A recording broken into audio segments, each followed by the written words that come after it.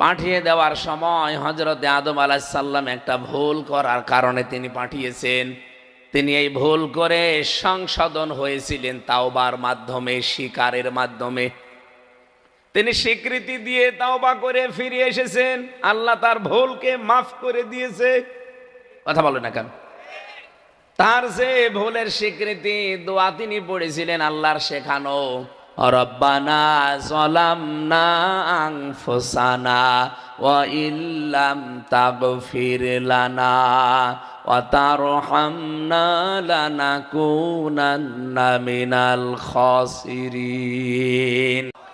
এই আয়াতের প্রেক্ষাপট আমি পড়েছি শানে নজুল। কিয়ামত পর্যন্ত এই পৃথিবীতে আল্লাহর বান্দারা, আদমের সন্তানেরা যদি এই দোয়া মন থেকে পড়ে আল্লাহর কাছে ফিরে আসতে চায়, আল্লাহ পাক আদম নবীকে যেমন মাফ করে দিয়েছে তাদেরকেও মাফ করে দেবে। এই জন্য অপরাধ করলেও আপনি ফিরে আসেন। আর শয়তানও অপরাধ করেছিল একটা, আদম আলাইহিস সালাম ভুল করেছিলেন একটা, আর শয়তান অপরাধ করেছিল একটা। ও ভুল করে নাই, ও জেনে শুনে এই অপরাধটা করেছে, সেটা সেজদা করে দিতে বলেছিল কিন্তু দেয়নি। ও অহংকার করেছিল, আবা ওয়াস্তাকবারা ওয়া কানা মিনাল কাফিরিন। ও অস্বীকার করেছে এবং অহংকার করেছে, ও কাফের হয়ে গেছে। এরপরেও যদিও ফিরে আসার জন্য বলতো আল্লাহ আমার ভুল হয়ে গেছে, আপনি আমারেও মাফ করে দেন, আল্লাহ ওকেও মাফ করে দিত। কিন্তু ও তো স্বীকারও করে নাই, আর্গুমেন্ট পেশ করেছে আল্লাহর কাছে।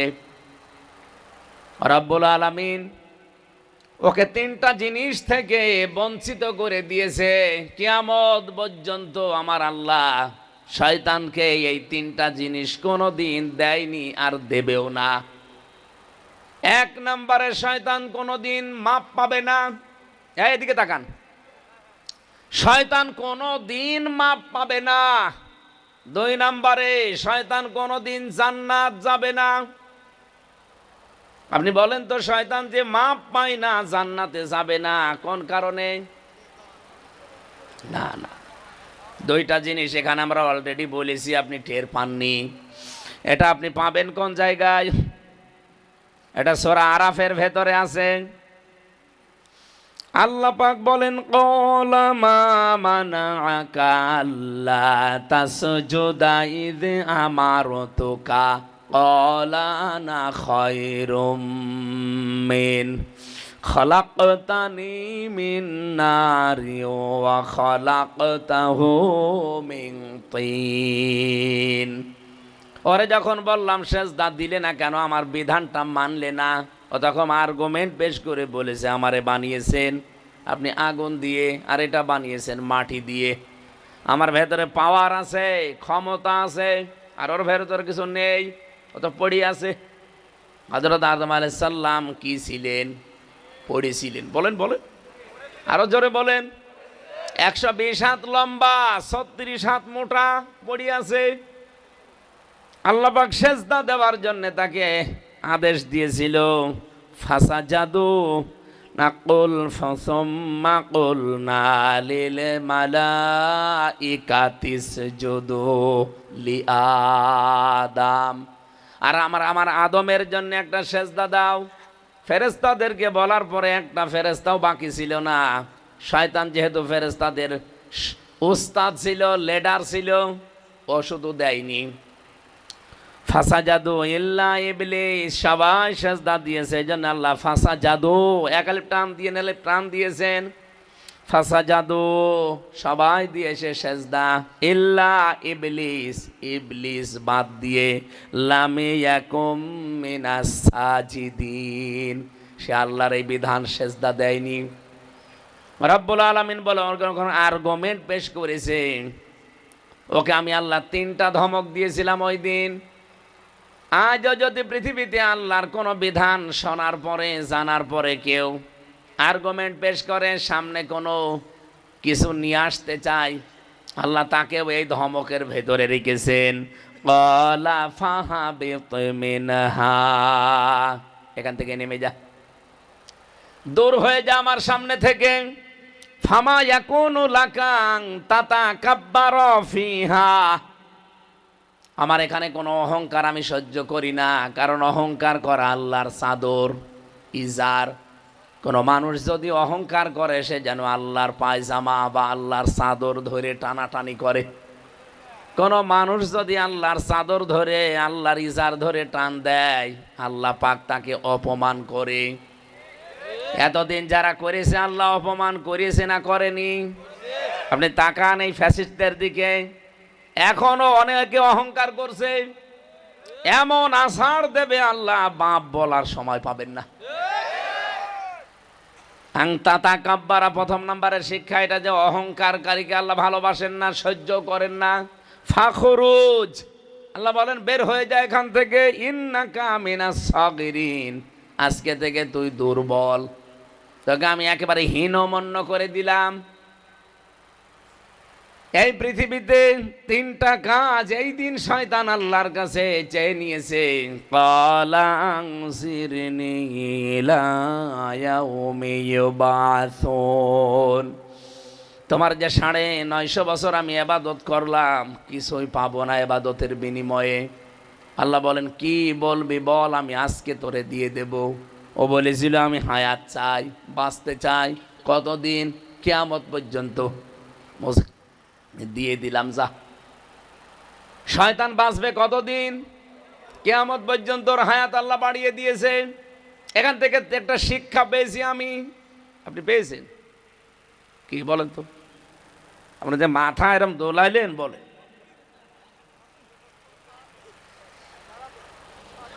এখানে 1 নম্বরের শিক্ষা হচ্ছে, শয়তান বেশি দিন বেঁচে থাকার আকাঙ্ক্ষা পেশ করেছিল, যে আমি বাঁচতে চাই, আমি হায়াত চাই। কিয়ামত পর্যন্ত শয়তান মার্কা মানুষ যারা আসবে, তারাও দেখবেন বেশি দিন বেঁচে থাকবে। আপনি তাকান, কত মানুষ মরে গেল, হাদির মতো যুবক মানুষ, কিন্তু শয়তান মরে না। আমি নাম নিলাম না, হ্যাঁ আপনি তো জানবেনই। শয়তান মার্কা মানুষগুলো তামাম দুনিয়ার দিকে তাকান, ওকে কম বাঁচে না বেশি বাঁচে? তাহলে বেশি বেশি বেঁচে থাকার আকাঙ্ক্ষা ভালো মানুষের না, কার? কারণ ভালো মানুষ যারা, এরা মনে করো যত তাড়াতাড়ি আমি আল্লাহর কাছে যেতে পারবো, তত তাড়াতাড়ি আমার হিসাব শেষ। আর শয়তানের তো হিসাবের কোনো বালাই নেই।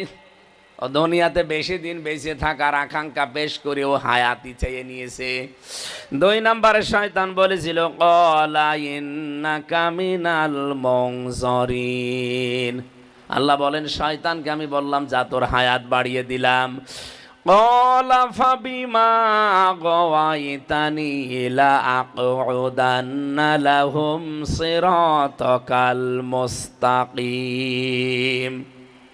শয়তান 2 নম্বরে বলেছে, আমি তোমার বান্দাদেরকে ধোঁকা দিয়ে বোকা বানানোর জন্য কোনো খারাপ রাস্তায় যাব না, আমি কিন্তু ভালো ভালো রাস্তার মোড়ে মোড়ে অবস্থান নেব। আপনি বলেন শয়তানকে সিনেমা হলের সামনে যেয়ে পাবেন না, কারণ ও জানে যে এখানে যারা আসবে এরা আমাদেরই। আপনি শয়তানকে রাজবাড়ির গোয়ালন্দ ঘাটে পাবেন না, কারণ ও জানে এখানে যারা আসবে এরা আমার ভাইরা ভাই। শয়তান থাকে কোথায়? এই পাবনা, ভাঙ্গরা, মাদারবাড়িয়া তাফসীর মাহফিল হচ্ছে, দেখেন বিভিন্ন জায়গায় শয়তান কিন্তু বসে আছে। সে জিন শয়তান হতে পারে, মানুষ শয়তানও হতে পারে। ও বসে বসে যারা আসবে তাদেরকে হয়তো ধরে চা খাওয়াবে, অথবা দোকান নিয়ে বসাবে আর ওয়াজ করবে, আমির হামজা এসেছে রাজনীতি করবে, এখানে যাওয়ার দরকার নেই, এখানেই বস, কি বলে এখান থেকে হালকা শোনা যাবে। আপনার বিশ্বাস না হলে চলেন আমি শয়তান দেখাবো। 3 নম্বরে শয়তান বলেছিল, আল্লাহ আমি দুনিয়া চাই, আমাকে দিয়ে দেন, টাকা পয়সা চাই, আমি ক্ষমতা চাই। আল্লাহ বলেন দিয়ে দিলাম। আপনি বলেন আজ পৃথিবীতে যারা টাকা পয়সার মালিক বেশি, এরাই শয়তান মার্কা মানুষ। আপনি একটা করে হিসাব করেন, টাকা পয়সা যাদেরই বেশি, এরাই আল্লাহ রসুলের বিরুদ্ধে বেশি। ক্ষমতা যাদেরই বেশি, এরাই আল্লাহ রসুলের বিরুদ্ধে বেশি। আমার তো মনে আছে 1500 বছর আগের কথা না, এটা এইমাত্র কেবল নাজিল হইল। শয়তান ওই দিন আল্লাহর কাছে স্বীকার না করে, অপরাধের স্বীকৃতি না দিয়ে দুইটা জিনিস থেকে চিরবঞ্চিত। এক নম্বরেও কোনোদিন আর ক্ষমা পাবে না, দুই নম্বরেও কোনোদিন জান্নাতে যেতে পারবে না। আজ যারা অহংকার করেন, সে ক্ষমতার হোক, চেহারার হোক, টাকা পয়সার হোক, প্রভাব প্রতিপত্তির, অথবা এলাকার, বংশের, লেখাপড়ার, যে কোনো অহংকার যদি আপনার ভেতরে বাসা বাঁধে, আপনিও বিশ্বাস করতে পারেন দুইটা জিনিস থেকে আপনি বঞ্চিত। কোনোদিন আল্লাহ আপনাকে ক্ষমা করবে না, দুই নম্বরে কোনোদিন আপনি জান্নাতে যেতে পারবেন না। শয়তান জিন শয়তান আর মানুষ শয়তান। আমি এই কোরআনে কারিমে পড়েছি, যদি জিন শয়তান কোন মানুষের ঘাড়ে ভর করে, তাহলে কোরআন শরীফের সূরা নাস, ফালাক আর আয়াতুল কুরসি পড়ে ফু দিলে চলে যায়। কিন্তু মানুষ শয়তান যদি কারো উপরে ভর করে, ওরে পুরা কোরআন শরীফ পড়ে ফু দেবেন, যাবে না। তাহলে এই দেশে যাদেরকে এখন ভর করছে, জিন শয়তান না, সব মানুষ শয়তান। এখন মানুষ যে শয়তান হয় কি কি করলে, আমি একটা বলেছি, কি বলেন তো? অহংকার। বলেন বলেন। আং তাতা কাব্বারা ফিহা, যারা অহংকার করে তাদের জান্নাতে কোনো জায়গা নেই। তাহলে অহংকার করলে মানুষ আর মানুষ থাকে না, কি হয়ে যায়? কত মানুষ কত কায়দায় অহংকার দেখাচ্ছে, আপনি বলেন। দুই নম্বরে যারা অপচয় করে, এরা আর মানুষ থাকে না, এরা শয়তানের ভাই হয়ে যায়। আল্লাহ রাব্বুল আলামিন কোরআনে কারিমে জানিয়েছেন সূরা বানী ইসরাইলের ভেতরে,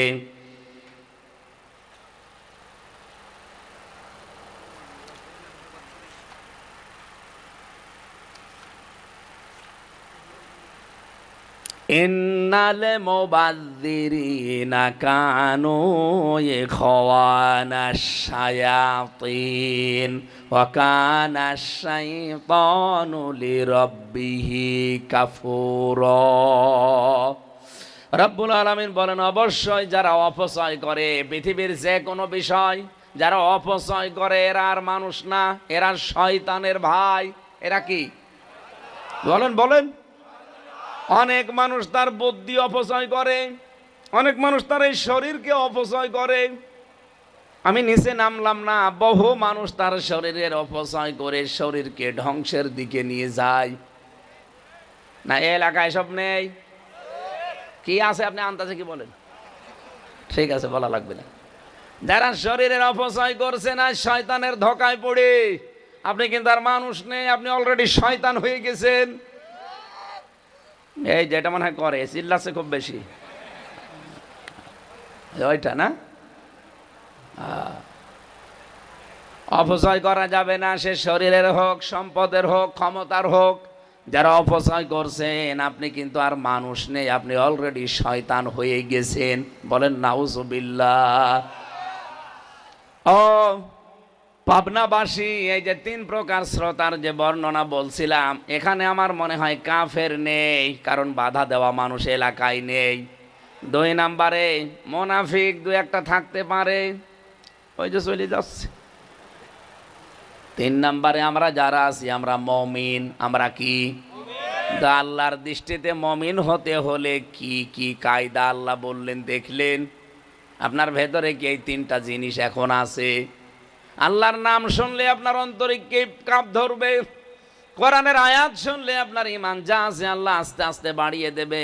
আর ঈমান আস্তে আস্তে বাড়ে কোন পদ্ধতিতে? পশম খাড়া হয়ে যাবে, এখানে কাঁপ ধরবে। তিন নম্বরে একটা অজানা সুখ শান্তি আপনি অনুভব করবেন। তিন নাম্বার, এই শ্রোতা বাড়ি যাওয়ার আগে সিদ্ধান্ত নিয়ে বাড়ি যাবে যে আল্লাহ ছাড়া কাউকে আমি মানি না, ভরসা করি না। এই তিন প্রকার শ্রোতার আমরা এই তিন নাম্বার প্রকার আজকে হতে চাই। বলেন আমিন। নবীজি বলেন, এই কোরআন যখন আল্লাহ একটা জিনদের নাখলা নামক একটা ময়দানে একটা জিনদের দলকে পাঠিয়ে দিয়েছিলেন কোরআনে কারিম শোনার জন্যে। ওয়াইদি সরফনা ইলাইকা নাফারুম মিনাল জিন্নি ইয়াস্তামিউনাল কুরআন।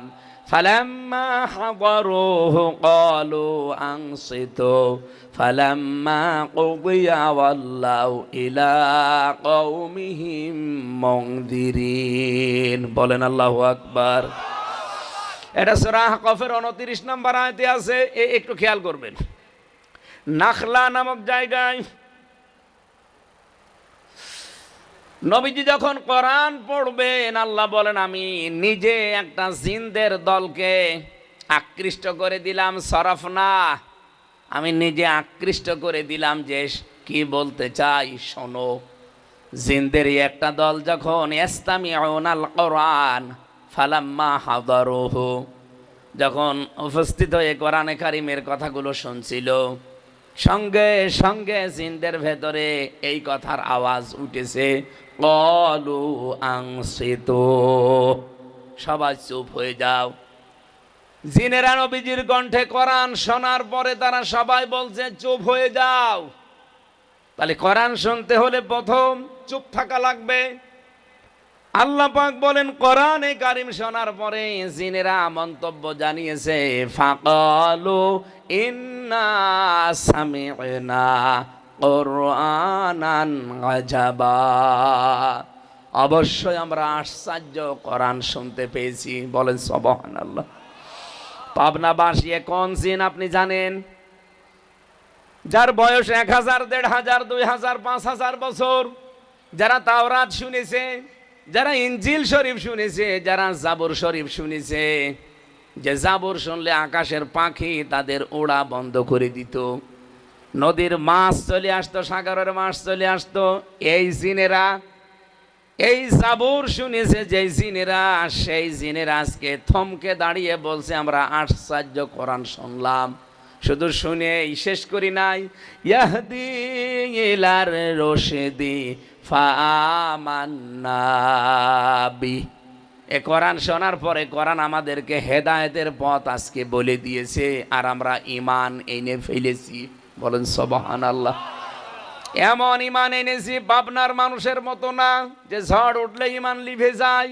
ওয়ালান নুশরিকা বিরব্বিনা আহাদা, আমরা গ্যারান্টি দিলাম নুশরিকার আগে লান এসেছে, মজারের আগে লান আসলে অর্থ হয় জীবনেও হবে না।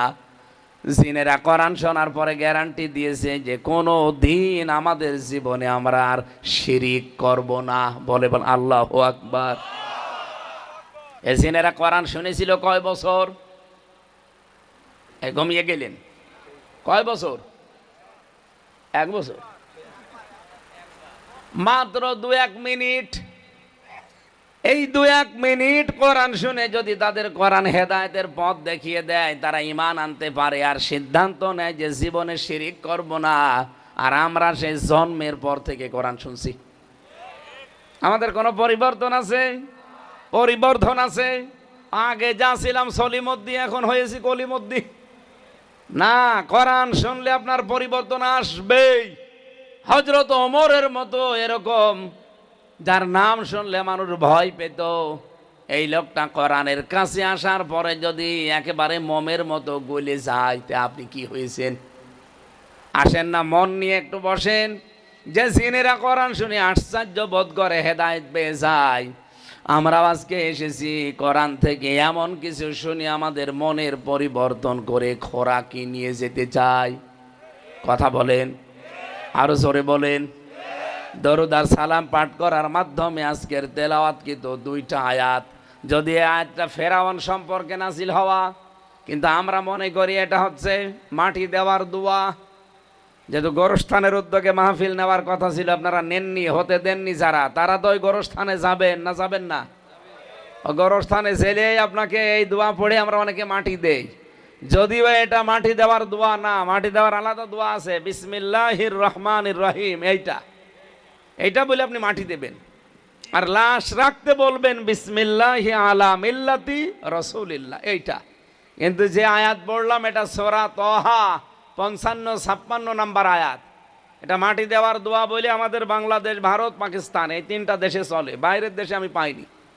বাইরের যতগুলো দেশ গেছি এই দোয়া পড়ে তারা মাটি দেয় না, তারা বলে বিসমিল্লাহির রহমানির রহিম। তো আমাদের 3টা দেশ প্রচার করা হয়ে গেছে, প্রচলিত আছে, আপনি যা বলেন মাটি দেওয়ার সময় ওইটা আমি একটু বাংলা করব, শুনবেন না? বলেন বলেন। কোন সূরা যেন? তহা। আরো জোরে বলেন। এটা নবীজির নাম। কোরআন শরীফে নবীজির 33টার উপরে নাম আছে, বিশেষ নাম আছে 7টা, তার ভেতরে এই তহা একটা। নবীজিকে আল্লাহ কোন সময় ডাক দিতেন তহা, কোন সময় ইয়াসিন, কোন সময় মুজাম্মিল, মুদ্দাসসির, অথবা আহম্মদ, মোহাম্মদ, আব্দুন বা আব্দুল্লাহ। এই 7টা, এই 7টা নাম ধরে আল্লাহর নবী স্পেশাল ভাবে আল্লাহ পাক ডাকতেন তাকে। কিন্তু অন্যান্য নামও আছে, তার ভেতরে অন্যতম একটা নাম তহা। এই নাম দিয়ে নবীজিকে আল্লাহ মাঝে মাঝে ডাকতেন আর বিধানগুলো তাকে শোনাতেন। 135টা আয়াত আছে, মাত্র 2টা আয়াত পড়েছি আমার মাথার ভেতরে। এই 2টা আয়াত নিয়ে যত কথা আমি পেয়েছি, এরকম সারা রাত চলে গেলেও এ কথা আজকে শেষ হবে না ইনশাআল্লাহ। আপনারা তাফসির আকারে আপনাদের মাহফিল লিখেছেন, তাফসির আকারে কথা শুনতে চান নাকি কিচ্ছা কাহিনী বলবো, গল্প গুজব করব? আমি তাফসির আকারে আয়াত থেকে শুরু করছি। সূরা তহার 55-56 নাম্বার আয়াত। যারা একেবারে ঘন্টাখানিক শুনে বাড়ি যাবেন তারা হাত তোলেন তো দেখি। দেখেন তো, আরে ভাই ঘন্টাখানিকে আপনি তো হাত তোলেন না, তোলেন। দেখেন কার হাত তোলে না কারা দেখেন। আরে কোন এলাকায় আসলাম, এ তো একেবারে পাবনার সেই হেমায়তপুরে পাঠানো দরকার। কারা কারা এই আয়াত শেষ করে বাড়ি যাবেন হাত তোলেন। দেখেন তো হাত তোলেন কে, দেখেন। আমার ভাইরা, রব্বুল আলামিন এই আয়াত দিয়ে ফেরাউনকে মূলত স্মরণ করাতে চেয়েছিলেন মুসা নবীর মাধ্যমে। মিনহা খলাকনাকুম, এই মাটি দিয়েই তোমাদেরকে আল্লাহ বানিয়েছেন। যদিও তাফসিরের ভেতরে পড়তে গিয়ে বেশি আল্লাহ পাক আমাদেরকে সরাসরি মাটি দিয়ে বানাননি, আমাদের একজন মানুষকে মাটি দিয়ে বানিয়েছেন। তিনি আমাদের আদি পিতা হযরত আদম। বাকি যত মানুষ দুনিয়ায় আমরা এসেছি প্রত্যেকেই মাটির নির্যাস থেকে তৈরি হওয়া। মাটি থেকে যে খাবারগুলো উৎপন্ন হয়, এই খাবারগুলো আপনার আমার বাবা, এটা খাবারের পরে রক্ত, চর্বি, বীর্য এগুলো তৈরি হয়। এগুলো মায়ের রেহেমের ভেতরে আল্লাহ পাক পাঠিয়ে দেন। রব্বুল আলামিন বলেন, ফালিয়ানজুরিল ইনসানু মিম্মা খুলিকা মিম্মা দাফিক ইয়াখরুজু মিন বাইনিস সুলবি ওয়াত তারাইব। মানুষ কি পৃথিবীতে একটু নজর করে না, খেয়াল করে না, একটু চিন্তা ভাবনা করে না? নাজারা ইয়ানজুরু শব্দের শাব্দিক অর্থ গবেষণা করা, চিন্তা ভাবনা করা। মানুষকে একটু চিন্তা ভাবনা করে না, গবেষণা করে না যে কি জিনিস দিয়ে আমি তাকে বানিয়েছি। এই পৃথিবীতে কোনো মানুষ যদি তার জন্মের রহস্য নিয়ে একটু মাথা খাটায়, চিন্তা করে, অহংকার যা আছে ভেতর থেকে সব বের হয়ে যাবে। মানুষের উৎপত্তি এক ফোঁটা নাপাক পানি থেকে। যে পানি পৃথিবীর মার্কেটে 4 আনা দিয়েও কিনতে রাজি হবে? আরো জোরে বলেন। শরীর থেকে বের হলেই গোসল ফরজ হয়ে যায়। এরকম বেদামা একেবারে দুর্গন্ধযুক্ত এক ফোঁটা পানি দিয়ে মানুষকে আমি আল্লাহ বানিয়েছি। বিজ্ঞান এখন মানুষের এই সৃষ্টি রহস্য নিয়ে আলোচনা করতে গিয়ে দেখাচ্ছে, মায়ের জরায়ুতে যখন এই পানিটা বাবা দ্রুত গতিতে ফেলে দেয়, বাবার স্ফলিঙ্গ দিয়ে দ্রুত গতিতে এই নাপাক পানিটা মায়ের রেহেমের ভেতরে জমা হয়। কমপক্ষে এই পানিটা মায়ের রেহেম পর্যন্ত যেতে 40 লাখ মানুষ তৈরি হতে সক্ষম আল্লাহ বানাতে পারেন। তা আমি আর আপনি যখন মায়ের রেহেমের ভেতরে যে এই যে বিশাল একটা পথ পাড়ি দেওয়ার জন্যে মায়ের জরায়ের ভেতরে যে দেওয়াল আছে, এখানে ধাক্কা লেগে অথবা আমার এই যে ভাই বোনগুলো আমার পেছনে ছিল সবগুলো পেছন থেকে আস্তে আস্তে সব মরে যায়, পড়ে যায়। আল্লাহ পাক শুধু আমাকে একমাত্র ওই জায়গা পর্যন্ত পৌঁছিয়ে দিয়েছেন। পাবনাবাসী এখান থেকে একটা জোর মনের ভেতরে নিয়ে আসা লাগবে যে আমাকে কেউ হারাতে পারবে না। এখন পৃথিবীতে আমার পরাজয় বলে কিছু নেই। আমি যে সময় চলতে পারতাম না, নড়তে পারতাম না, আমার ভাই বোন হাজার হাজার লক্ষ লক্ষ আমার সাথে প্রতিযোগিতা করেছিল মায়ের রেহেম পর্যন্ত যেতে। ফি করারিম মাকিন, এই সুরক্ষিত জায়গায় আশ্রয় নেওয়ার জন্য আমরা তো এই 40 লাখ ভাই বোন একসাথে আমরা দৌড় দিয়েছি। আমার সেখানে মামা ছিল না, খালু ছিল না, নেতা ছিল না, টাকা ছিল না, হ্যালো ছিল না। আমি নিজে পরিশ্রম করে পর্যন্ত পৌঁছিয়েছি। এত বড় কঠিন জায়গায় যদি 39 লাখ 99,99,99 জন ভাই বোনকে পেছনে ফেলে আমি একা বিজয় হতে পারি, আজকে এই পৃথিবীর ময়দানে আমাকে কেউ হারাতে পারবে না। হ্যাঁ, কথা বলছেন? যারা আজ হারাতে আমাকে পেছনে লেগে আছে, টান দিতে আছে, কেউ আমাকে আটকাতে পারবে না। আজ আমার হ্যালো করার লোক আছে, আমার পেছনে দাঁড়ানোর লোক আছে। ওই সময় তো কেউ ছিল না। আমি যদি ওই সময় জিতে যাই, বিজয় হই, তা আজকে আমাকে কে হারাবে? আমি একেবারে লক্ষ্যবস্তু পর্যন্ত আমি যাবই। আমার লক্ষ্যবস্তু পর্যন্ত যাব। পৃথিবীর লক্ষ্য আমার এই জমিন যার, আইন চলবে তার। এটাই আমার জীবনের লক্ষ্য। এ পর্যন্ত আমি যেতে চাই। আমাকে কেউ যদি পেছন দিকে পা টেনে ধরে, জামা টেনে ধরে, ইউসুফ নবীর মতো জামা ছিঁড়ে যাবে, কিন্তু আমাকে আটকাতে পারবে না। ইউসুফ নবীর জামা ছিঁড়ে গিয়েছিল না? কথা বলেন। পেছন দিক থেকে তার জুলাইখা যখন জামা টান দিয়েছে, ওনার জামা ছিঁড়ে গেছে, তারপরও তাকে আটকাতে পারে নাই। আজ অনেকে আমাদের গতিপথ মন্থর করে দিতে চায়। আমাদের সামনে এমন কিছু নিয়ে দাঁড়িয়েছে, মনে করছে এদেরকে আটক করে দিলে মনে হয় এরা আর সামনে যেতে পারবে না। বাংলার মানুষেরা যে মনজিলে মকসুদ পর্যন্ত যাওয়ার জন্যে হাত পা কিছু ছিল না, তাই চলে গেছি। আজকে তো হাত পা আছে। আজ আমাদের পেছনে অনেক শক্তি আছে। সর্বোপরি আমাদের সাথে আছে কে? আরো জোরে। কেউ আটকাতে পারবেন না। আহুয়া মাকুম আইনামা কুনতুম, তুমি যেখানে আমি আল্লাহ সেখানে। সুতরাং আল্লাহ যেহেতু আছে, তার বিধানে জমিনে কায়েম করার জন্য যখন একবার উঠে দাঁড়িয়েছি, কেউ আমাদের লক্ষ্যবস্তু পথভ্রষ্ট করতে পারবে না। দিন যত যাবে আমরা এগিয়ে যাব। কথা বলেন না কেন? এতদিন পর্যন্ত আমাদের পেছনে কেউ ছিল না, শুধু বাঁশ দিত, কিন্তু ওই বাঁশ এখন উল্টা তারা খাড়া করে দাঁড়িয়ে আছে। বাধার প্রাচীর এখন যতই মিথ্যা সামনে নিয়ে আসবেন, একটাও টিকবে না। আমি কি এটা বানাচ্ছি? আমি ব্যাখ্যাটা বললাম যে মায়ের জরায়ের ভেতরে আমি প্রতিযোগিতায় ছিলাম। আমার সাথে আমার ভাই বোন ছিল 40 লাখ, কেউ পারে নাই। আমি শুধু একা গিয়েছিলাম মায়ের ওই ফি করারিম মাকিন পর্যন্ত। আজকে আপনারা যতই বাধা দেন, জুলাইখার মতো পেছন দিক থেকে আমার চরিত্র হরণ করার জন্য চেষ্টা চালান, জামা খুলে নেন, চাদর খুলে নেন, যত কিছু চেষ্টা করবেন, ছিঁড়ে যাবে, আটকাতে পারবেন না। আর যারা আটকাতে চান, বুঝে শুনে আটকাবেন। আমি আবার বলছি, যারা আমাদের গতি মন্থর করে দিতে চান, সামনে বাধার প্রাচীর তৈরি করতে চান, চিন্তা ভাবনা করে করবেন। এবারের পৃথিবী ইসলামের পৃথিবী।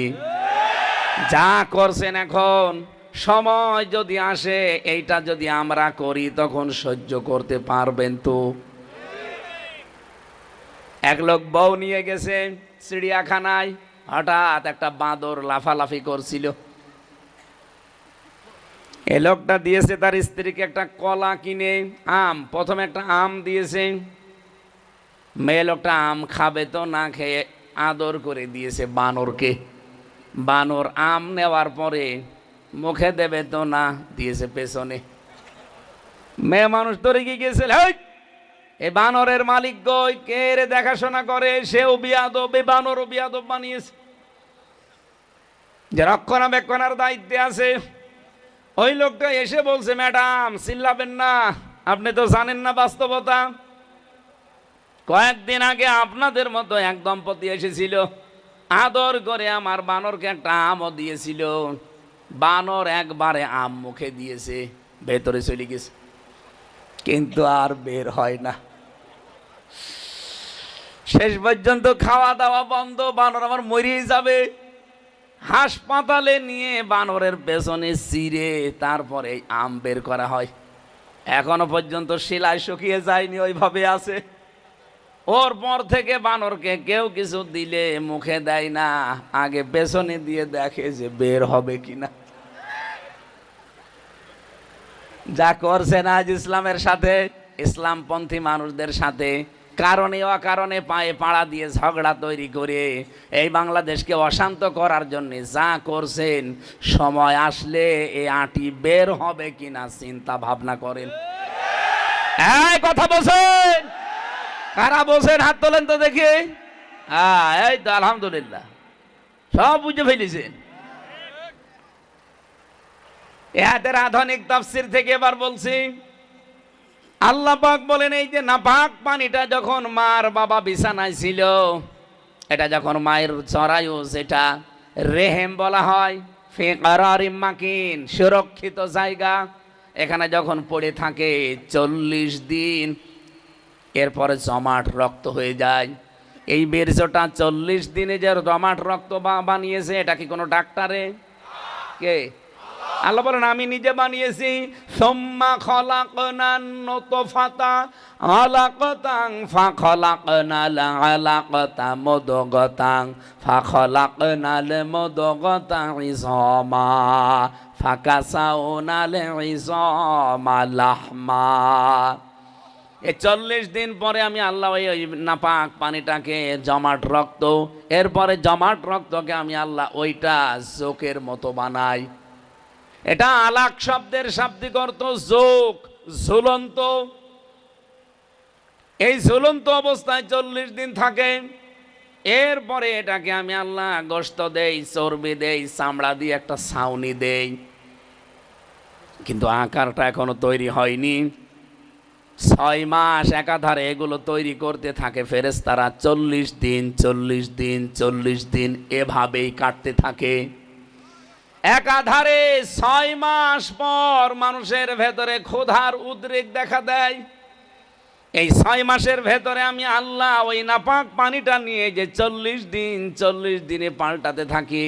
এখানে কম্পিউটারের স্ক্রিন দেবেন, আপনাকে আমি দেখাবো যে কি করে পাল্টাই। আল্লাহ রাব্বুল আলামিন বলেন আমি 4টা জিনিস এই 6 মাসের আগেই বানিয়ে ফেলি বাবার ওই নাপাক পানি দিয়ে। রক্ত, গোশত, চর্বি আর চামড়া। মায়ের যে নাপাক পানিটা ছিল ওইটা দিয়ে আরো 4টা জিনিস বানাই, চুল, রগ, হাড় আর পর্দা। কত হয়? 4 4 8টা জিনিস যখন এক হয়, তখন ফেরেশতারা আমাকে জিজ্ঞাসা করে যে এটা বানাবো কি, আকৃতিটা এটা কেউ দেয় না। ওয়াল্লাযী ইউসাউবিরুকুম ফিল আরহামি কাইফা ইয়াশা। রব্বুল আলামিন বলেন আমি আল্লাহ নিজে তখন একটা আকৃতি বলে দেই। তাহলে আমাদের যে আকৃতি, এটা কিন্তু ফেরেশতারা দেয়নি, সরাসরি কে? ফেরেশতারা বানিয়েছে কি? বডি। বলেন বলেন। এই বডিটা ফেরেশতারা বানিয়েছে। কোথায় কোন জায়গায় হাত দেওয়া লাগবে, পা দেওয়া লাগবে, এগুলো ফেরেশতারা সেট করেছে। কিন্তু এই মুখটা, এইটা আমার আল্লাহ নিজের হাত দিয়ে। দেখবেন যারা মূর্তি তৈরি করে কত নিখুঁতভাবে বানায়। আল্লাহ পাক আমার মায়ের পেটের ভেতরে এই মুখটা নিজে এইভাবে বানিয়েছে। এই জন্য পৃথিবীতে সবচাইতে সুন্দর সৃষ্টি হচ্ছে মানুষের আকৃতি। এত সুন্দর আকৃতি পৃথিবীতে আর কোন সৃষ্টিকে আল্লাহ দেয়নি। লাকাদ খালাকনাল ইনসানা ফি আহসানি তাকওয়িম। আল্লাহ হাসানুন তাকওয়িম বলতে পারতেন, আহসান দিয়েছেন ইসমে তাফজিল। যে এর চাইতে সুন্দর কোন সৃষ্টি পৃথিবীতে আল্লাহর আর? বলেন বলেন। এত সুন্দর করে সৃষ্টি করে এই 6 মাসের ভেতরে আমি আল্লাহ তাকে 360টা জোড়া দিয়েছি এই শরীরের ভেতরে। যদি জোড়া না দিয়ে সরাসরি এইভাবে বানিয়ে রাখতাম, ও সেজদা দেওয়ার সময়, রুকু দেওয়ার সময় মাথা, পিঠ, মাজা কাজ করতে পারতো না। যেহেতু আমি সেজদার জন্য বানাচ্ছি, এই জন্য এই 3.5 হাত বডির ভেতরে 360টা জোড়া দিয়ে দিলাম, যেন সেজদা দিতে পারে। পৃথিবীতে কোনো সৃষ্টি কপাল দিয়ে, নাক দিয়ে, এই পৃথিবীতে কোনো সৃষ্টি হাত দিয়ে, পা দিয়ে, কপাল দিয়ে, নাক দিয়ে আল্লাহকে সেজদা দিতে পারে না, শুধু মানুষ ছাড়া। রব্বুল আলামিন বলেন, আমি চোখ যে দিয়েছি এর ভেতরে 5টা জিনিস অলরেডি দিয়েছি। মনি দিয়েছি, ইকুয়াল দিয়েছি, ডিফ ইকুয়াল দিয়েছি, কর্নিয়া দিয়েছি। এই জিনিসগুলো চোখের ভেতরে, এই যে পানিটা দিয়ে দিলাম, আমি পানি না, এটা একটা ঔষধ। প্রতিনিয়ত যে জার্মগুলো, যে সমস্ত ধুলাবালিগুলো আমাদের চোখে পড়তে থাকে, চোখ তো এক সময় অন্ধ হয়ে যাওয়ার কথা, কিন্তু চোখে প্রতিনিয়ত পলক পড়তে আসে। এই পানিটা দিয়ে পরিষ্কার হয়। এটা পানি না, এটা আমি আল্লাহ ঔষধ বানিয়েছি। যতদিন এটা পলক পড়তে থাকবে, আমারে বান্দা, এই বান্দি কি অন্ধ হবে না। এরপরে শরীরের ভেতরে আমি সবচাইতে গুরুত্বপূর্ণ দিয়েছি চামড়া। ৯,৭৬৮ প্রকার চামড়া আছে আমাদের শরীরে। এখান থেকে একটা গবেষণা আমি বের করেছি, ৯,৭৬৮ প্রকার চামড়া আমাদের 3.5 হাত বডিতে আল্লাহ দিয়েছেন। কিন্তু আশ্চর্য, কোনো চামড়ার সাথে কোনো চামড়ার মিল নেই। আপনি কি মনে করছেন হাতের তালুর চামড়া যেরকম, উপরের চামড়া এরকম? বলেন বলেন। কোন চামড়ার সাথে কোন চামড়া তো মেলে না। এমনকি আমার সাথে সভাপতির চামড়াও মিলবে না। কোরআনে কারিমের সূরা মুমিনুনের ভেতরে এই তথ্যটা পাবেন 100 নম্বর আয়াতের ব্যাখ্যায়। ফাইদা নুফিখা ফিস সূরি ফালা আনসাবা বাইনাহুম ইয়াউমাইযি ওয়ালা ইয়াতাসাআলুন। যেদিন সিংহায় ফৎকার দেওয়া হবে, কিয়ামত যেদিন কায়েম হয়ে যাবে, পৃথিবীর সব সম্পর্ক আল্লাহ কাট করে দেবে।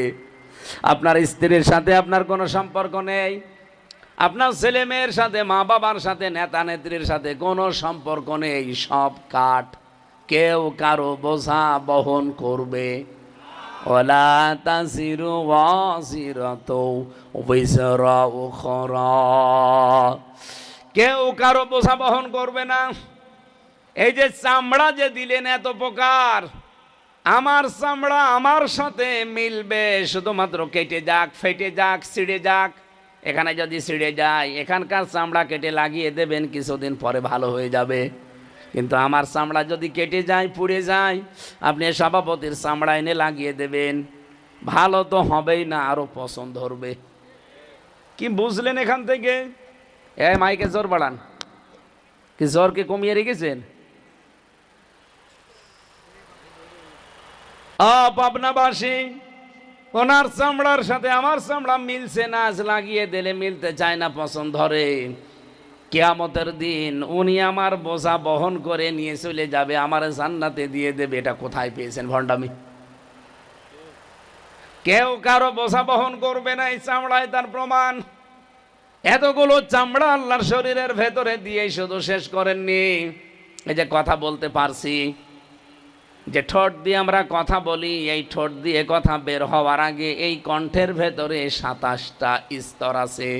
27টা স্তরে ধাক্কা খেয়ে খেয়ে একটা কথা তৈরি হচ্ছে। শুধু আল্লাহ বলেন এতটুকু শেষ করিনি, এই কয়েক ইঞ্চি জহব্বা দিয়েছি, এই জহব্বাতে স্বাদ নেওয়ার স্তর দিয়েছি 70,000। 70,000 স্তর আছে, এখানে স্বাদ নিতে পারে। অথচ কয়েক ইঞ্চি জহব্বা, আপনি 70,000 প্রকার খাবার যদি একটার পরে একটা দিতে থাকেন, আলাদা আলাদা স্বাদ একটা একটা করে বলে দিতে পারবে। 70,000 দেওয়া শেষ, এরপরে আবার শুরু করবেন, আবার একটা একটা করে বলবে। কিন্তু পৃথিবীতে আমি হিসাব করে পেয়েছি 70,000 প্রকার খাবার দুনিয়ায় তৈরি করা সম্ভব না। মায়ের এই রেহেমের ভেতরে এগুলো আমি বানিয়ে তৈরি করে ক্ষুধার উদ্রেক যখন দেখা দিচ্ছে, তখন আমি আল্লাহ নিজে যে রব নাম আছে আমার, এই রব নামের কারণে তোমারে 5টা জিনিস ভিক্ষা দিয়েছি। কয়টা? এই তথ্যটা পাবেন সূরা নাহালের ভেতরে আছে, 14 নম্বর পারা, 14 নম্বর পৃষ্ঠার 13 নম্বর লাইনের 78 নম্বর আয়াতের শেষের দিকে আছে, ওয়াজআলা লাকুমুস সামআ ওয়াল আবসারা ওয়াল আর আকেল শক্তি, ঘ্রাণ শক্তি, এই 5টা জিনিস আমি আল্লাহ আমার রব নামের কারণে হামজা তোরে ভিক্ষা দিয়েছি। ওদিকে তোর মার বাবা দুইজন মিলে কয়টা? ঘুমাচ্ছেন না? কয়টা? 4 4 8টা, আর আমি আল্লাহ দিয়েছি 5টা। 8 5 13টা জিনিস যখন এক হয়, তখন আমি আকৃতি বানাতে বলি, আমার কুদরতি হাত দিয়ে আকৃতিটা বানিয়ে আল্লাহু আখরাজাকুম মিন বুতুনি উম্মাহাতিকুম, আস্তে করে মায়ের পেট থেকে বের করে দেই। মায়ের পেট থেকে বের করে দেওয়ার দায়িত্ব কার? নাকি ডাক্তারের, সিজারের? আগের বিশ্বাস এখন আমাদের নেই, এই কারণে এত বেশি সিজার লাগতেছে। কথা বলেন না কেন? আমি আজ পর্যন্ত কোনো কুকুরের সিজার করে বাচ্চা হয় দেখিনি। আপনি দেখেছেন? কেন? সেও তো একটা প্রাণী, সেও তো জন্ম দিচ্ছে বাচ্চা, তাও আপনার মতো 1টা 2টা না, 8টা 10টা করে জন্ম দেয়। একটা সিজার লাগে না, তার বিশ্বাস, তার তাওয়াক্কুল, তার ভরসা আল্লাহর প্রতি কেমন আপনি বলেন? অথচ আপনার একটা সন্তান জন্ম দিতে সিজার ছাড়া হয় না, কারণ আল্লাহর প্রতি ভরসা বাদ দিয়ে এখন ভরসা হয়েছে ডাক্তার। আল্লাহ বলছেন আমি বের করি মায়ের পেট থেকে, তোর আমার উপর ভরসা নেই। পেটের সন্তান আসলে খালি স্বামীকে বলে চলো কোথায়? ভাঙ্গরা, সিরাজগঞ্জে, উল্লাপাড়ায়। কি পেটা যেটা ওটা দেখা লাগবে, ওটা নড়াচড়া করছে ওটা দেখা লাগবে, ওটা কি জন্ডিস না লেডিস? আমার মনে হয় সন্তান দুনিয়ায় আসার আগেই 4 5 বার করে আল্ট্রাসাউন্ড করে। এরকম মহিলা নেই? আল্লাহর ওপরে ভরসা যার যত বেশি হবে, আমার আল্লাহ তার দায়িত্ব তত বেশি নেবে। আমি আমার এই ছোট মেয়েটাকে মাঝে মাঝে এভাবে উপরের দিকে তুলি, ওর বয়স 1 বছর 2 মাস, যত উপরে তুলি তত হাসে। ওর উপরে আর একটা আছে 7 বছর বয়স, ওরে যদি এমনি তুলতে কষ্ট হয়, যদি একটু উপরে তুলি কান্দে। কারণ এই ছোটটার ভরসা আমার প্রতি যেমন আছে, এই বড়টার ভরসা আমার প্রতি নেই। ছোটটার ভরসা আছে যে আমার বাবা উপরে ফেলে দিয়েছে, নিচে হাত ধরে আছে। কথা বলছে না কেন? আমি যত উপরে উঠি আমারে মাটিতে পড়তে দেবে না, নিচে হাত পেতে আছে, আমারে ধরে ফেলবে। আর ওই বড়টা ও জানে যে আমি যে ভারী, আমার যে ওজন, আমার বাবা আটকাতে পারবে না, পড়ে গেলে আমার খবর আছে। মা বোনেরা যারা এসেছেন, এই সিস্টেম বাদ দেওয়া লাগবে। সিজার করলে একটা মানুষের যে কি ক্ষতি হয়, যারা সিজার করে তাদের জিজ্ঞাসা করে দেখেন, ভারী কোনো কাজ ওই জীবনে আর করতে পারবে না। এমনকি সিজার করা মহিলারা সংসার করারও সামনে আস্তে আস্তে অযোগ্য হয়ে পড়ে। আমি ভেতরে নামলাম না। আল্লাহ যদি বলেন যে আমি বের করে আনি, আল্লাহু আখরাজাকুম মিন বুতুনি উম্মাহাতিকুম, আমি বের করি মায়ের পেট থেকে, তা আপনার এত চিন্তা করার দরকার কি? আর অনেক পরিবারে আছে স্বামী না চাইলে ওই বোর মা বলে হ্যাঁ আমার জাদু মরে যাবে, হ্যাঁ মরে গেলে অসুবিধা কি, আমি আর একটা বিয়ে করবো। কথা বলছে না কেন? কিন্তু না, ও জাদুর নাকি কষ্ট হবে, মরে যাবে। এদিকে যে জাদুর জীবন নষ্ট হয়ে যাচ্ছে ও টের পাচ্ছে। জানি অনেক মেয়ের মারা বসে আছে, ওরা রাগ করলেও করতে পারে, আমি যেটা সঠিক এবং বিজ্ঞানসম্মত সেটা বলছি। আপনাকে যদি নরমালে বাচ্চা হওয়াতে হয়, কিছুদিন পরে আপনি স্বাভাবিক হয়ে যাবেন, আল্লাহর সিস্টেম। কিন্তু এই যে একটা মানুষকে এতখানি চিরে ক্ষুতো করে দিলেন, ও মরণের আগ পর্যন্ত এইটা নিয়ে ও আর ভালো হবে না। আমি জানি ডাক্তাররা কালকে শুনলে বলবে হুজুর মরুক, আমাদের ব্যবসা বন্ধ করে দিল। সিজার কখন করা লাগে আমি সিস্টেম জানি, কারণ আমি তো ডাক্তারদের সাথে অধিকাংশ সময় কাটিয়েছি। নিয়ম হচ্ছে কোনো মেয়েকে নিয়ে যাবেন, যদি সর্বোচ্চ পর্যায়ে চলে যায় নর্মাল ডেলিভারি চেষ্টা করবে, হচ্ছে না, সর্বশেষ ডাক্তারদের যে বোর্ড আছে বোর্ড বসবে সিদ্ধান্তে, 8-10 জন 15-20 জন বোর্ড বসে সিদ্ধান্ত দেবে যে না আর উপায় নেই, এবার করো। তখন অথচ অ্যাম্বুলেন্সের ডাক শুনলে ডাক্তাররা গপে তেল দিচ্ছে যে কাজ হচ্ছে, আসুক, ভালো বউ নিয়ে যাবেন, খুঁতো করে দেবে। কথা বলছে না কেন? আল্লাহ পাক বলেন আস্তে করে যখন বের করে তোকে মায়ের পেট থেকে নিয়ে আসি, তোর কান্না ছাড়া কোনো ভাষা ছিল না। পেটের ভেতরে খাবারের ব্যবস্থা আমি করে দিয়েছিলাম, মায়ের ওই নাপাক রক্তটা বন্ধ করে দিয়ে নাভির ভেতর দিয়ে পাস করে এরপরে তোকে বাঁচিয়ে রেখেছি, মুখ দিয়ে দেইনি, নাভি দিয়ে দিয়েছি। ও বান্দা, এটা আমি মুখ দিয়ে দিতে পারতাম, কেন দিলাম না জানিস? কারণ আমি জানি দুনিয়ায় যে তুই আমি আল্লাহর পবিত্র নাম উচ্চারণ করবি, আমি আল্লাহর পবিত্র কালাম তুই পড়বি, এই জন্য আমি তোর মুখটা নাপাক করি নাই। দুনিয়াতে মুখটা আমি নাপাক না করে অবস্থায় নিয়ে আসলাম, অথচ দুনিয়ায় এসে এই মুখ দিয়ে বিড়ি খাই, গাঁজা খাই, এগুলো তো সব নাপাক। নাপাক এ নাপাক জিনিস শুধু এতটুকুই না, মানুষের জিনিস আত্মসাৎ করে খাওয়া আর শুকুরের গোশত খাওয়া সমান। এই কথা বলেন না কেন? বিশ্বনবী জানিয়েছেন, আবি যার রাদিয়াল্লাহু তাআলা আনহু قال قال النبي সাল্লাল্লাহু আলাইহি ওয়াসাল্লাম, হযরতে আবু যর থেকে বর্ণিত, নবীজি বলেন, যেই জিনিস তোমার না ওইটা যদি জোর করে জবরদস্তি করে দখল করে নিজের আয়ত্তে নিয়ে নাও, ফালিয়াতাবাওয়া মাকআদাহু মিনান নার, 1 নম্বরে তোমার শাস্তি, তুমি আমার উম্মত থেকে বের হয়ে গেলে, 2 নম্বরে তোমার স্থান হয়ে গেল জাহান্নাম। এই হাদিসটা আজ বাংলাদেশে মিলান্ত, যারা সাদাবাজি করে খান, অন্যের জমি দখল করে নেন, মানুষকে ফাঁকি দিয়ে উপায় করেন, মিথ্যা মামলা দিয়ে, মিথ্যা সাক্ষী দিয়ে, কেস দিয়ে টাকা উপায় করেন, এরকম মানুষ দেশে নেই? এগুলো যারা অন্যের সম্পদ নিজের দখলে নিয়ে খাচ্ছেন, মনে করছেন আমিও তো উপায় করে আমিও তো উপায় করে খাচ্ছি। কি করে? চাঁদাবাজি করে। এখন তো দেশে একটা প্রফেশন হয়ে দাঁড়িয়েছে যে ছেলে কি করে, উকিল সাহেব বলছে ছেলে চাঁদাবাজি করে। এটাও নাকি একটা পেশা, এটাই 15.5 মাসের পেশা। এই 15.5 মাস এটা অনেকেই পেশা বানিয়ে নিয়েছে, আগে যারা নিয়েছিল তারা তো পালিয়েছে, নতুন করে অনেকেই পেশায় এখন যুক্ত হয়েছে। আপনি অন্যের জিনিস নিজের দখলে চাঁদাবাজি করে, দখল করে, মিথ্যা মামলা দিয়ে, মিথ্যা সাক্ষী দিয়ে অন্যায়ভাবে যে নিজের দখলে নিয়ে নিলেন, নবীজির হাদিসের অংশ আপনি আর নবীর উম্মত নেই। আপনার নামের আগে মোহাম্মদ থাকতে পারে কিন্তু নবীর উম্মত না। কথা বলেন না কেন? আর মরে গেলে আপনার জায়গা আপনি নিজে তৈরি করে নিলেন জাহান্নাম। এই হাদিস পড়ার পরে, শোনার পরে যাদের রাগ হচ্ছে, বলেন তো এ রাগ কি হামজার পর না রসুলের ওপর? আর রসুলের ওপর রাগ হলে আপনার ঈমান আছে? আরো জোরে বলেন। আমার ওপরও রাগ করলে ঈমান থাকবে না, কারণ আমি তো অ্যাডভাইজার, আমি তো অ্যাডভার্টাইজ করছি। আমি হাদিস পড়েছিলাম এর জন্য অ্যাডভার্টাইজ করলাম আপনাকে বাঁচাতে। এখন যারা এই তালে আছে, এই কাছে পড়ে আছে, যারা সব কিছু দখল করার ধান্দায় আছে, এই মানুষের মন আমি জীবনে পাবো?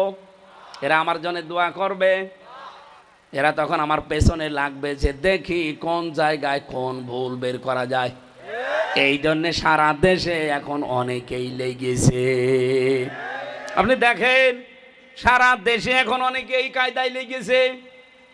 ওই সেই 19 সালের 23 সালের কাটিং ভিডিও সামনে নিয়ে এসে বলছে উনি এই দোষ করেছিল, এই করেছিল। কেন এই 7 বছর আগে বললেন না? 3 বছর আগে বললেন না? হঠাৎ করে এখন 5 দিন পরে নির্বাচন, এটা সামনে নিয়ে এসেছেন, তার মানে আপনার আসল জায়গায় হাত পড়েছে। আপনি যে 2 নাম্বারই করে খান, এটা মানুষ জেনে ফেলেছে। এই কথা বলছেন না কেন? নাকি আমার বাবার কথা বলেছি আমি? ফালিয়াতাবাওয়া মাকআদাহু মিনান নার, আপনি নিজে জাহান্নামে স্থান তৈরি করে রেখে দিলেন। এই হাদিস পড়ার পরে, ব্যাখ্যা পড়ার পরে আমার মনে হয় বাংলাদেশে বহু মানুষ এই হাদিসের কারণে ধরা খাবে। এই এলাকায় কারা ধরা খাবেন হাত তোলেন তো? একজনও নেই। এই মাল তো সব ভালো মাল, আলহামদুলিল্লাহ। কোন হারাম জিনিস, নাপাক জিনিস, অবৈধ জিনিস এই মুখ দিয়ে দেওয়া যাবে না, দরকার না খেয়ে থাকবেন। সুদের টাকা পাক না নাপাক? বলেন বলেন। এলাকায় কত মানুষ আছে, এখানেও বসে আছে, বলছে ওয়াজ শুনতে এসেছি, ওয়াজ শুনে যে দরকার হয় আবার খাবো। টাকা ছেড়ে রেখেছে, 1000 টাকা ছেড়ে দিলে মাসে মাসে নাকি 100 টাকা বেশি দেয়, তাহলে 1100 টাকা পাবে। এটা তো পুরাটা হালাল। বলেন বলেন। এই কাজ যারা করছেন এখনই তওবা করা লাগবে যে না, আমি ওই 1000 টাকায় ফেরত নেব, আমি ধার দিয়েছি, আমি এই সুদের টাকাও 100 টাকা বেশি নেওয়া মানে মায়ের সাথে জেনা করার শামিল। যারা এই কাজ আর করবেন না, ছেড়ে দেবেন, হাত তোলেন তো। কয় টাকা ছেড়ে রেখেছেন? এদিকে আসেন, আসেন। কয় টাকা ছাড়া আছে আপনার?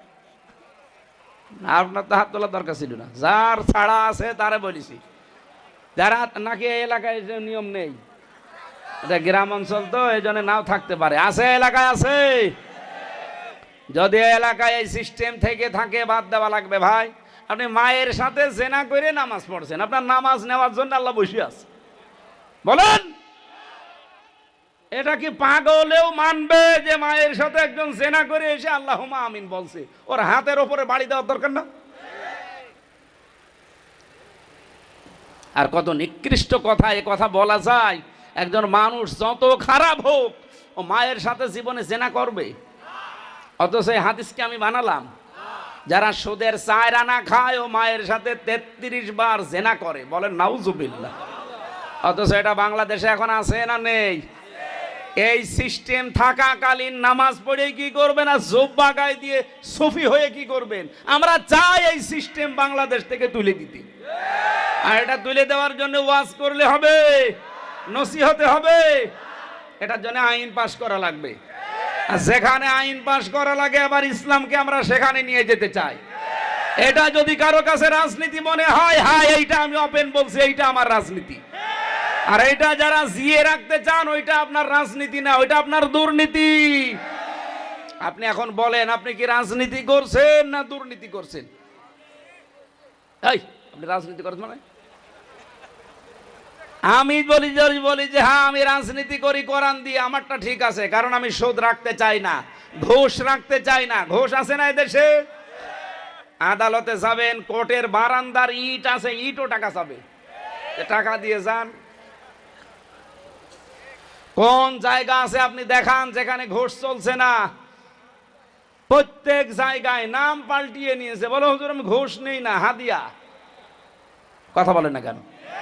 অথবা কাজের বিনিময় আমারে দেন। কেন কাজের বিনিময় সরকার আপনাকে দিচ্ছে না? আপনার প্রতি মাসে 50,000 টাকা বেতন আছে 8 ঘন্টা ডিউটি করার কারণে। এরপরেও যদি আপনি আমার ফাইল আটক করে আরো 2,000 টাকা নেন, আপনার এই 50,000-এর সাথে 2,000 52,000 হারাম।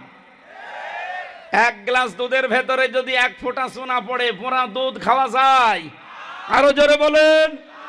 যাদের এই 52,000 বেতনের ভেতরে আরো 2,000 যুক্ত হবে অবৈধ, পুরা 54,000 টাকায় হারাম, খেতে পারবেন না। ওইটা দিয়ে যদি রক্ত গোশত চর্বি চামড়া তৈরি হয়, ওইটা জাহান্নামে না দিয়ে আল্লাহ জান্নাতে দেবে না। আল্লাহ রাব্বুল আলামিন বলেন, মুখটা পাক করে রেখেছিলাম, এটা পাক রাখার চেষ্টা করো দুনিয়ায়। আমরা যদি মাটি দেওয়ার দোয়া থেকে এই শিক্ষাটা নিতে পারতাম যে না পাক এই মুখ আমি আর করব না, বাংলাদেশে অবৈধ কাজ সব বন্ধ হয়ে যাওয়ার কথা। ঘুষ চলতো না, সুদ চলতো না, এমনকি আমার মনে হয় এই দেশে যারা অবৈধ কালো টাকার ছড়াছড়ি করছে এইটাও বন্ধ হয়ে যেত। এই একটা শব্দ আমাদের হেদায়েত পাওয়ার জন্য যথেষ্ট। সেদিন এক মসজিদে নামাজ পড়ছিলাম, ইমাম সাহেব দেখি উনি হাদিস বলছে, 8টা-10টা হাদিস বলল যে হালাল রুজি উপার্জন না করে আপনার ইবাদত কিন্তু কবুল হবে না। কিন্তু হালাল রুজি উপার্জন করার কি কি মাধ্যম আছে, কি কি করা লাগবে, ওই কর্মসূচিগুলো উনি আর বলে না। আরে ভাই, হালাল রুজি উপার্জন না করলে ইবাদত কবুল হবে না, এ ছাতা পাগলও জানে। কিন্তু এই পদ্ধতি তো অ্যাপ্লাই করা লাগবে। কি কি করলে হালাল রুজি উপায় করা যায়, ওই পদ্ধতিগুলো সামনে নিয়ে আসেন। সুদ ভিত্তিক অর্থনীতি বাদ দিয়ে জাকাত ভিত্তিক অর্থনীতি কায়েম করার জন্য আপনার কি উদ্যোগ আছে? আপনি কয়টা ব্যাংক বানিয়েছেন, কয়টা বীমা বানিয়েছেন? ব্যবসায়িক ক্ষেত্রে আপনি হালাল পণ্য উপার্জন করার জন্য কি কি আরম্ভ করেছেন বলেন দেখি। আপনি খাদ্য উৎপাদনে কি কি পদক্ষেপ নিয়েছেন? শুধু ইমামতি করে বসে থাকলে আপনার হবে? বাস্তবে তো আপনার কাজে লাগানো লাগবে। আমি নিজেও বাঁচতে চাই, আমার জাতিকে বাঁচাতে চাই। কথা বলেন না কেন? খালি হাদিস বলে আমি শেষ করে দিলাম। বাস্তবে যদি এই পদক্ষেপগুলো সাথে নিতে পারি, এই সমাজ হবে সোনাই সোহাগা। আরো জোরে বলেন ঠিক কিনা? আগামীর বাংলাদেশ আমরা এইভাবে গড়তে চাই। মুখটা যেহেতু আল্লাহ পবিত্র রেখে দিয়েছিলেন মায়ের পেটে, আগামী সবার মুখ আমরা আগামীতে পবিত্র রাখবো। আর রাখতে হলে জাকাত ভিত্তিক অর্থনীতি কায়েম করা লাগবে। জাকাত যতদিন রাষ্ট্রীয়ভাবে কায়েম না হবে, ততদিন এই দেশে ফেরেশতা জিবরাইল আসলেও সুদ থেকে বাঁচতে পারবে না। কি কথা বলছেন না কেন? আমার এই যে টুপিটা সুন্দর না? এ কয়েকজন বলল সুন্দর কিনা? এর ভেতরে সুদ আছে। এই যে চাদরটা, এর ভেতরে সুদ আছে। দেখতে তো ভালোই মনে হচ্ছে, আল্লাহর নাম লেখা। প্রশ্ন আসতে পারে, এই আল্লাহর নাম লেখা, আয়াত লেখা, এর ওপরও সুদ? হ্যাঁ আছে। কারণ এটা যে ফ্যাক্টরিতে তৈরি হয়েছে, ফ্যাক্টরির মালিক লোন নিয়েছে ব্যাংক থেকে, আর ব্যাংক তো এমনি এমনি লোন দিয়ে দেয়। এই টুপিটা যে ফ্যাক্টরিতে তৈরি হয়েছে, ফ্যাক্টরির মালিক লোন নিয়েছে। এখন এটা বাঁচাতে হবে, এই রুমালটা বাঁচাতে হবে, টুপিটা শুধু ওয়াশ করে দিলেই বেঁচে যাবে? বলেন বলেন, কি করা লাগবে? জাকাত ভিত্তিক অর্থনীতি এই দেশে রাষ্ট্রীয়ভাবে কায়েম করা লাগবে। তাহলে ব্যাংকে সুদ থাকবে না, জাকাতের অর্থ পড়ে থাকবে, ওখান থেকে সরকার কালেকশন করবে। যারা উদ্যোক্তা হতে চায় তাদেরকে সাহায্য করবে এই দেশের সরকার। কেউ বেকার থাকবে না। কোটি কোটি টাকা জাকাত উত্তোলন হবে, ওখান থেকে কোটি কোটি যুবকের কর্মসংস্থান তৈরি হবে। এখন ব্যাংক থেকে আপনাকে ঋণ দেবে, কিন্তু সুদ মুক্ত। আজও সম্ভব, কিন্তু ব্যাংকের টাকা যেগুলো পড়ে আছে, খালি সরকার ইসলামী হোক, 100 টাকার 2.5 টাকা কেটে নেবে। আপনি দিতে যাবেন, আপনার বাপ দেবে।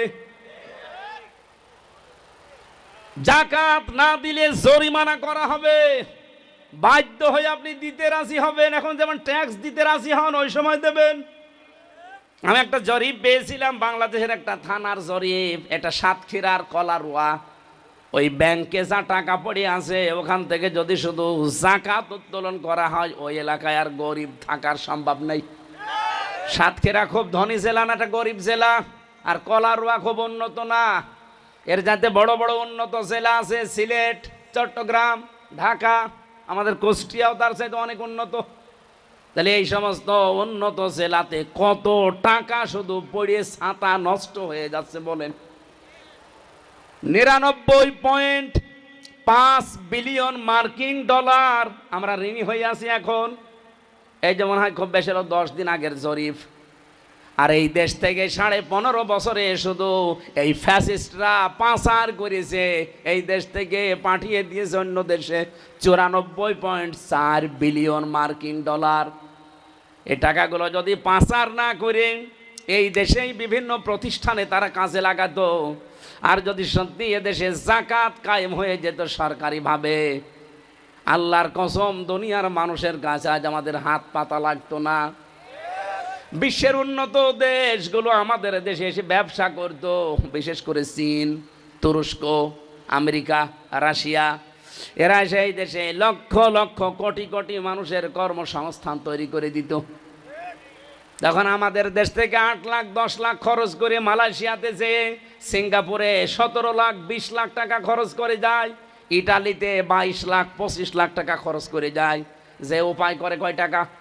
আমি নিজে দেখেছি, মালয়েশিয়াতে যে মাত্র 30-35 হাজার টাকা উপায় করছে। কি করেন ভাই? রাস্তা ঝাড়ু দেয়, দর্জির কাজ করে, অথবা হোটেলে থালা বাসন ধোয়। বেতন কত বাংলাদেশের টাকায়? 30,000, 35,000, 40,000 টাকা। খেয়ে দে খুব বেশি হলেও 12-13,000, 15,000 থাকে। খরচ হয়েছে কত আপনার আসতে? 8 লাখ, 8.5 লাখ, 10 লাখ। কেন এগুলো খরচ হচ্ছে? এত ঋণ তো হওয়ার কথা না। এই দেশের ময়দানে মা বাবার কাছে, স্ত্রী সন্তানের কাছে থেকে প্রতি মাসে আপনি 40, 50, 60,000 টাকা উপায় করতে পারবেন অনায়াসে। আজ অনেকে ইসলামকে চাচ্ছে না এদেশে, আমি জানি। কারণ যারা অবৈধ ইনকাম করে খায়, প্রশাসনে বহু মানুষ আছে বাম হাতের ইনকাম করে, ওদেরকে শয়তানরা বুঝিয়েছে যদি ইসলাম আসে তাহলে তোমার এই বাম হাতের ইনকাম কমে যাবে। এই জন্য ওরাও রাজি না, বলছে না বাবা শাহজালাল সব হালাল করে নেব। আমাদের এই মুখটা আমরা পবিত্র রাখতে সামনে যদি চাই, যাকাত ভিত্তিক অর্থনীতি দেশে মাস্ট বি কায়েম করা লাগবে। আর এটা কায়েম করে দেবে এবার ফেরেশতারা। কারা? এখানে যদি যুক্ত হতে না পারেন আপনার কপাল পোড়া, আপনি ব্যর্থ। আমি আমার নিজের নামের জন্য, আমার নিজের আখের গোছানোর জন্য এটা চাচ্ছি না। আমি চাই আমার মুখটা পবিত্র থাক। যেটা মায়ের পেটের ভেতরে আল্লাহ পবিত্র রেখেছিলেন, দুনিয়ার এই 60, 70, 80 বছরের জীবনে আমি নাপাক করে ফেলবো কোন কারণে? আমি ইচ্ছা করলেও পারছি না, কারণ এই যে টুপিটা তৈরি হয়েছে কোথায় দেখতে পাচ্ছেন না? বলেন সম্ভব কেন? আপনি যান মালয়েশিয়া, যান আপনি সৌদি আরবে, ব্রুনাই, এই মুসলমান দেশগুলোতে তারাও ব্যাংক চালায় কিন্তু সুদ নেই। আমাদের দেশেও সম্ভব হয়তো, কিন্তু আমরা এখনো পর্যন্ত ইসলামকে রাষ্ট্রীয় পর্যায়ে নিয়ে যেতে পারি নাই। ইসলাম শুধু আছে অনুরোধের জায়গায়, চলো ভাই চলে মসজিদ নামাজ পড়তে যায়। এবার ইসলামকে আদেশের জায়গায় নেওয়া লাগবে। প্রতিদিন আদেশ আসবে, মানুষ মানতে বাধ্য হবে। এই দেশের 18 কোটি মানুষ, কথা বলেন ঠিক কি? আমি এই উদাহরণটাই দিয়েছিলাম চুয়াডাঙ্গাতে, যে দেশে যদি একটা মানুষ কাউকে ভোট দেয় আর ও যদি এমপি নির্বাচিত হয়ে সংসদে নামাজের বিলের পক্ষে কথা বলে, ওর এই বিলের পক্ষে কথা বললে নামাজটা যদি কায়েম হয়, কারণ 151 জন হলেই কায়েম হয়ে যাবে, তখন ও 18 কোটি মানুষের ভোট দেওয়ার সওয়াব পাবে। কারণ ওরা একটা ভোটেই লোকটা এমপি হয়েছে, এমপি হয়ে সংসদে নামাজের পক্ষে কথা বলেছে। তো এটা তো আমি ব্যাখ্যায় বলেছি, যে ভুল কোন জায়গায়। অথচ আমাদের বিরুদ্ধে যারা ওই যে অবৈধ ইনকাম করে খায় বাম হাতের, তারা বলছে হ্যাঁ উনি একটা ভোট দিলে 18 কোটি ভোটের সওয়াব পাওয়া যাবে। এ বানানো হাদিস, বানানো হাদিস। হাদিসকে তোমার কাছে শেখা লাগবে। যারা এই ফতোয়াবাজি করে তাদের পেটে বম মারার পরে যদি সূরা ইখলাস শুদ্ধ করে বলতে পারে, আমি ওর ছাত্র হব। নিয়ে আসেন তো ওই ফতোয়াবাজগুলো। ওই চাঁপাই নবাবগঞ্জে 2 জন ছিল, স্বামী আর স্ত্রী, খালি ফতোয়াবাজি করে। এখন পাবনা একটা হয়েছে, ওর পেটে বম মারলে যদি সূরা ফাতিহা শুদ্ধ করে আমার সামনে বলতে পারে, ওকে আমি মিষ্টি খাওয়াবো। নিয়ে আসেন। খালি ফতোয়াবাজি করে বসে বসে, ইসলামের বিরুদ্ধে ফতোয়া দেয়, আলেমদের বিরুদ্ধে। সরাসরি তো বলতে পারে না কোরআন মানি না। কোরআন আলা মানুষ কি করে বিপদে পড়ে সেই কাজ করে। আমরা ফতোয়া আন্দাজে দেই না, ব্যাখ্যাগুলো পড়ে শুনে বুঝে দেই। আমাদের মুখ আমরা আর সামনে নাপাক করে রাখতে চাই না, পাক এবং পবিত্র করে আল্লাহর কাছে যেতে চাই। অফিহা নুঈদুকুম, এই মাটির ভেতরেই তোমাকে আবার আল্লাহ রেখে যাবে। এখানে এমনি এমনি রেখে যাবে, রাখার পরে যে শুরু হবে ওটা যেন শুরু না হয়। এই জন্য দুনিয়ার এই ছোট্ট জীবনে নিজের জীবনকে সংশোধন করা লাগবে। আমিনহা নুখরিজুকুম তারাতান উখরা, আল্লাহ বলেন এখান থেকে আবার আমার কাছে জবাব দেওয়ার জন্য তোরে তুলব। এই কথাগুলো ফেরাউনকে মুসা নবী শুনিয়েছিল। ওয়ালাকাদ আরাইনাহু আয়াতিনা, আমার আয়াতগুলো, নিদর্শনগুলো তাকে আমি বিভিন্ন দেখিয়েছি। মুসা নবী, হযরতে মুসা, হারুন মিলে ফেরাউনকে নিদর্শন দেখিয়েছিল সর্বমোট 9টা। কয়টা? বড় বড় নিদর্শন দেখিয়েছে। কুল্লাহা ফাকাদ্দাবা ওয়া আবা, আল্লাহ বলেন প্রত্যেকটা অস্বীকার করেছে আর মিথ্যা মনে করেছে। এই জন্য ফেরাউনের কপালে হেদায়েত ছিল না। আজ যারা আল্লাহর কোরআনের কথা শোনার পরে মিথ্যা মনে করেন, অহংকার করেন, মুখ ফিরিয়ে চলে যান, কয়দিন যাবে না, আর শরীরের শক্তি শেষ হয়ে যাক, শেষে বলবেন হুজুর কলেমা পড়িয়ে দেন। কলেমা না, তখন আপনাকে রাম রাম পড়াবো। ওই যে ভারতে এখন পড়াচ্ছে না, জয় শ্রীরাম না বলে মেরে ফেলছে, আপনাকে ওইটা পড়াবো। এই কথা বলেন না কেন? আপনি যেমন কুকুর তেমন মুগুর দেওয়া লাগবে আপনাদের। আল্লাহ আমাদের হেদায়েত দান করেন, বলেন আমিন।